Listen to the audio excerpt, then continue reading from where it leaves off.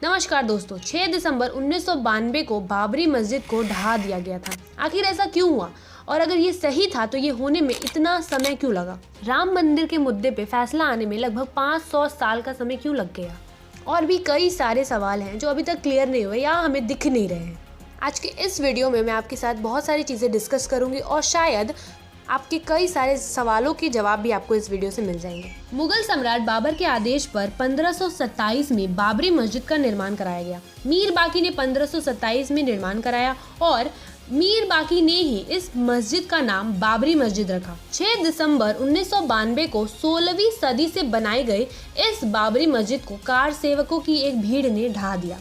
इस घटना के बाद देश भर में सांप्रदायिक तनाव बढ़ा, कई राज्यों में हिंसा हुई और हजारों लोगों पर इस हिंसा का प्रभाव पड़ा और हजारों लोगों की इस हिंसा ने बलि चढ़ा ली। ऐसा नहीं है कि ये पहली बार था कि बाबरी मस्जिद और राम मंदिर को लेकर हिंदू मुस्लिम कॉन्फ्लिक्ट्स हो रहे हो।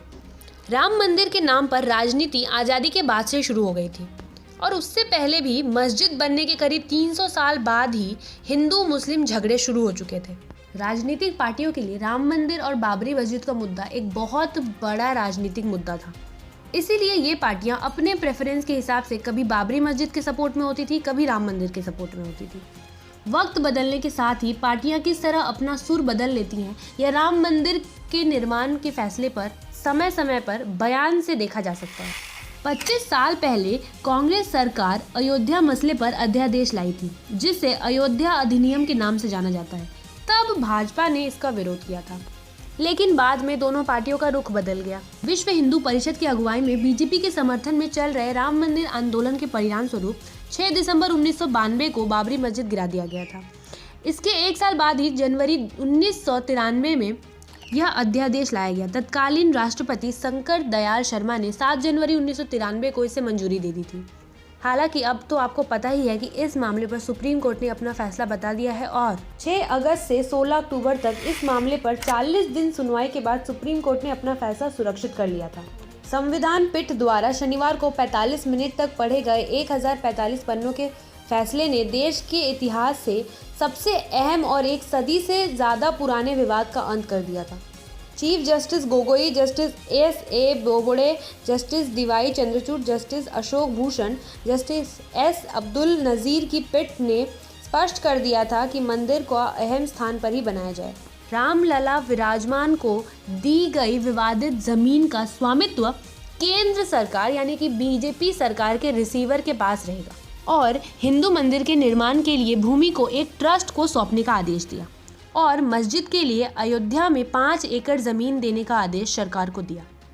अब अयोध्या में 22 जनवरी को भव्य राम मंदिर का उद्घाटन होने जा रहा है, जिसमें राम मंदिर ट्रस्ट की ओर से कई सारे निमंत्रण बांटे गए हैं, जिनमें कई लोग शामिल हो रहे हैं और कुछ लोगों ने शामिल होने से मना कर दिया है।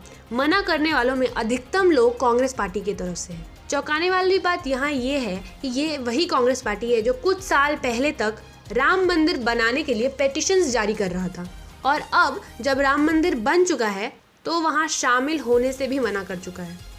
वैसे इस दिन प्रधानमंत्री नरेंद्र मोदी रामलला की मूर्ति का प्राण प्रतिष्ठा करेंगे। विश्व हिंदू परिषद ने 2021 की जनवरी-फरवरी में राम मंदिर निर्माण के लिए निधि समर्पण इकट्ठा करने के लिए अभियान शुरू किया था। इस दौरान 20 लाख से ज़्यादा वॉलंटियर्स ने 12 करोड़ परिवारों से ज़्यादा तक पहुंचकर चंदा इकट्ठा किया।